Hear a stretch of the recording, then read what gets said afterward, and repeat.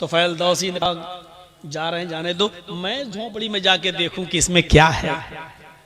हजरत तुफैल जब उस झोंपड़ी में घुसते हैं तो क्या देखते हैं कि एक कोने में चिराग जल रहा है।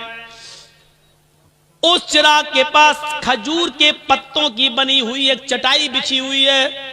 उस चटाई के ऊपर कोई लेटा हुआ है। करीब गए तो पता चलता है कि एक औरत है, और करीब जाते हैं तो पता चलता है कि वो बूढ़ी औरत है, और करीब गए तो क्या देखते हैं कि वो तो आंखों से अंधी है, दांत उसके मुंह में नहीं है, और हाथों से कोड़ी और पैरों से लंगड़ी है।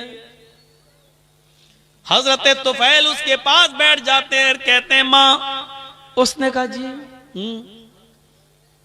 क्या मैं तुमसे कुछ पूछना चाहूं तुम बताओगी? उसने कहा बोलो बेटा। कहा ये आदमी जो तुम्हारे पास आया है और अभी अभी यहां से गया है, ये कौन है? क्या तुम इसको जानती हो? क्या तुमने कभी इसको देखा है? कहा नहीं, मैं आंखों से अंधी हूं, मैं क्यों मैं कैसे देख सकती हूं? कहा मां मुझे जल्दी बताओ कि ये आदमी यहां आता है तो कम से कम तुम्हें बताया तो होगा कि मैं कौन हूं। कहा नहीं मेरे बेटे, ये आदमी यहाँ 4 साल से बराबर कंटिन्यू आता है, चाहे कितनी बारिश हो, चाहे कितनी आंधी हो, चाहे कितना तूफान हो, चाहे कुछ भी हो, लेकिन ये यहाँ जरूर आता है। लेकिन 4 साल से आज तक इसने मुझे अपना नाम नहीं बताया। यहाँ तो 100 रुपए मदरसे में चंदा देते हैं तो नाम के साथ देते हैं कि फला साहब ने दिया है। ऐलान करो मौलाना साहब, 1000 रुपए चंदा देते हैं तो उसमें भी हमें शोहरत चाहिए, फला ने दिया। और यहां बैठे रहते हैं कंपटीशन में, मेरा दुश्मन कितना दे रहा है, अगर उसने 1 दिया तो उसको दिखाने के लिए हम 1200 देंगे, हम 1500 देंगे। ये कंपटीशन है हमारे यहां, सब नेकी बेकार। ये सिस्टम ही पहली बात तो हमें गलत लगता है कि लाइए मौलाना साहब ये 100 रुपए लीजिए, मेरे अब्बू के लिए दुआ कर दी अल्लाह उनको जन्नत दे।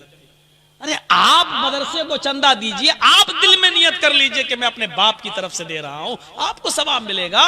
मौलाना साहब से नाम ले लेकर क्यों दुआ करवा रहे हो? जर्जी साहब को अपने बाप को सवाब पहुंचाना है, जर्जी साहब 1000 रुपया देंगे, दिल में नियत है मैं अपने बाप की तरफ से दे रहा हूं, बाप को सवाब मिलेगा। 20 साल हो गई तकरीरें करते करते, यही बताते बताते, लेकिन नहीं बदली जा रही ये बात। नहीं, वही धुर्रा चला आ रहा है, उसी पे हम चल रहे हैं। 4 साल हो गई, आज तक इसने मुझे अपना नाम नहीं बताया कि कौन है। अच्छा, बस ये कह देता है मैं तुम्हारा बेटा हूं, मैं तुम्हारा बेटा हूं।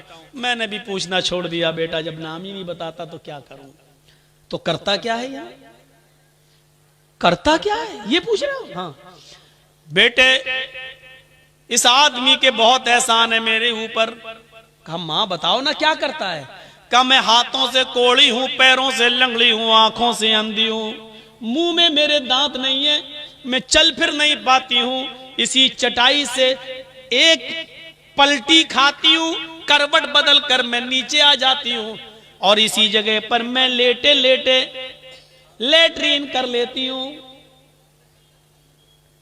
यही लेटे लेटे मैं लेटरीन कर लेती हूं, और फिर पलट कर मैं इसी जगह चटाई पर आ जाती हूं। ये जो आदमी, जो लड़का है, ये जो आता है यहां, ये सबसे पहले चिराग जलाने के बाद सबसे पहले मेरी लेटरीन साफ करता है, मेरे घर को धोता है, जहां जहां मेरा पेशाब और पायखाना पड़ा होता है सबसे पहले ये उसको साफ करता है। अमीरुल मोमिनीन, 22 लाख मुरब्बा मील पर हुकूमत करने वाली शख्सियत, मोदी जी सिर्फ हिंदुस्तान के हैं। हजरत उमर ने इतनी बड़ी हुकूमत, इतने बड़े रकबे पर हुकूमत की थी।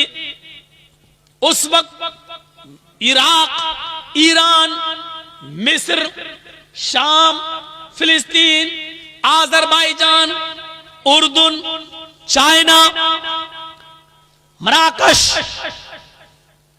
सीरिया, ये सारे मुल्क उसमें शामिल थे और इन तमाम मुल्कों का अकेला एक हाकिम था जिसका नाम था उमर। इतनी बड़ी खिलाफत का मालिक और सूरत हाल एक नाबीना, पैरों से लंगड़ी, हाथों से कोड़ी, दांतों से बिल्कुल खाली और आंखों से अंधी एक बूढ़ी औरत के घर से उसकी लेटरीन और पेशाब और पायखाना साफ करता है। उसके बाद मेरे कपड़े चेंज करता है, मुंह हाथ धुलने की जरूरत होती है, मुझे मुंह हाथ धुला देता है, नहलाने की जरूरत होती है तो मुझे गुस्ल देता है, कपड़े चेंज कराता है, फिर मेरे जिस्म से उतरे हुए पुराने या गलते कपड़े यही कुएं के पास बैठकर उसको वो धोता है और सूखने के लिए डाल देता है। उसके बाद इसी जगह पर चूल्हा जलाता है, खाना बनाता है, लकड़ियों को फूंक फूंक कर उसका धुआं उसकी आंखों में जाता है, लेकिन ये सब करता है। मैं दांत नहीं है, अपने मुंह में वो चबाता है, उसको नरम करके फिर वो मेरे मुंह में डालता है और जब तक मेरा पेट नहीं भर जाता वो यहां से जाने का नाम नहीं लेता। हजरत तुफैल दौसी चीख पड़े, अमीरुल मोमिनीन, मैं तुम्हें क्या समझ रहा था और तुम क्या निकले।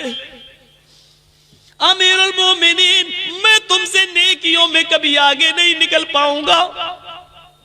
मां जानती हो वो कौन है? वो अमीरुल मोमिनीन है, वो उमर फारूक हैं? सिटी गुम। फिर तुफैल दौसी तेज स्पीड में घर से निकलते हैं और उमर फारूक के घर की तरफ जाते हैं। उमर फारूक के घर के बाहर जो एक दरवाजा था जहां वो लोगों की फरियाद सुनते थे, उसी दरवाजे के बाहर जो रूम था, उसी रूम में हजरत उमर फारूक बैठे हैं और तहज्जुद की नमाज पढ़ने के बाद अब आय अल्लाह हमसे जहन्नम का अजाब हटा ले, हमें जहन्नम के अजाब से दूर कर दे। तेरा अजाब हम भुगत नहीं पाएंगे, तेरा अजाब हम सह नहीं पाएंगे, तेरा अजाब हम बर्दाश्त नहीं कर पाएंगे। फिर दुआ मांगते, रब्बना ज़िफ़ अन्ना अज़ाब जहन्नम इन्ना अज़ाबहा कान गरामा। पीछे से तुफैल दौसी टोकते हैं और कहते हैं, रात में बूढ़ी औरत का पेशाब पायखाना साफ करने वाला, रात में बूढ़ी औरत के कपड़े धुलने वाला, रात में बूढ़ी औरत के लिए खाना बनाकर खिलाने वाला, रात के अंदर बूढ़ी औरत की खिदमत करने वाला अमीरुल मोमिनीन, आए उमर, अगर तुम जहन्नम में चले गए तो फिर जन्नत में कौन जाएगा? रात की तारीकी में 4 साल से खिदमत करने वाला शख्स अगर जहन्नम में चला गया तो फिर जन्नत में कौन जाएगा? हजरत उमर फारूक दुआ मांगते मांगते पीछे देखते हैं, सामने तो तुफैल दौसी हैं, आसमान पर हाथ उठाए हुए नजरें आसमान पर जमाते और कहते हैं, अल्लाह 4 साल से जो नेकी मैं सिर्फ तेरे लिए कर रहा था, जो काम मैं तेरे लिए कर रहा था, तुझे राजी करने के लिए कर रहा था, आज उस राज को फाश कर दिया गया, आज मेरी बात दूसरे को मालूम हो गई, आज ये नेकी पता चल गई। ओए अल्लाह, मैंने इसको नहीं बताया, इसने पीछा कर करके खुद पता कर लिया। अल्लाह मेरे इस नेक अमल को रिया नमूत में न लिख लेना, तकब्बुर में न लिख लेना, घमंड के अंदर मेरे इस नेकी को मत लिख लेना। मैंने नहीं दिखाया, मैंने नहीं बताया। ये कौन सी इंसानियत थी? यहां तो बस नमाज पढ़ के निकलते हैं, दाढ़ी पे हाथ फेरते हुए समझते हैं हमने बहुत बड़ा एहसान कर दिया अल्लाह के ऊपर। आए मगरिब नमाज पढ़ने गए थे, नमाज पढ़ने गए थे, नबी मस्जिद से निकले नमाज पढ़ के, ऐसा लगता है जैसे अल्लाह के ऊपर कितना बड़ा एहसान करके आ रहा है। सिर्फ नमाज पढ़ लेने से मेरे भाइयों जन्नत नहीं मिल जाती है, आपको उसके लिए इंसानियत भी अपनाना पड़ेगी, अल्लाह के हुकूक भी अदा करना और बंदों के हुकूक भी अदा करना। हम बंदों के हुकूक क्या अदा करेंगे? क्या हमारे मियाँ बीवी के हुकूक, बच्चों के हुकूक हम अदा करते हैं? हम अपने घर में उनके हुकूक अदा नहीं करते। एक शख्स हजरत उमर फारूक के पास आया, अपनी बीवी की शिकायत करना थी उसको। तो हजरत उमर फारूक के बाहर वाले कमरे में वो बैठ गया, देखा कि अंदर से आवाज आ रही है। उसने कान लगाया तो क्या देख रहा है, क्या सुन रहा है? उमर फारूक की बीवी उमर को डांट रही है। हाँ, तुम तो चले जाते हो, सुबह से शाम तक आते नहीं हो, पकने का पता नहीं है, खाने की फिक्र नहीं है, बच्चों की फिक्र नहीं है, तुम्हें क्या खलीफा बने बैठे हो। बहुत कुछ सुना डाली। हजरत उमर फारूक नीचे गर्दन डाल के सुन रहे हैं। तसव्वुर करो, उमर सुन रहे हैं। उमर सुनने वाले आदमी हैं, लेकिन बीवी की सुन रहे हैं। अब निकलते हैं बाहर।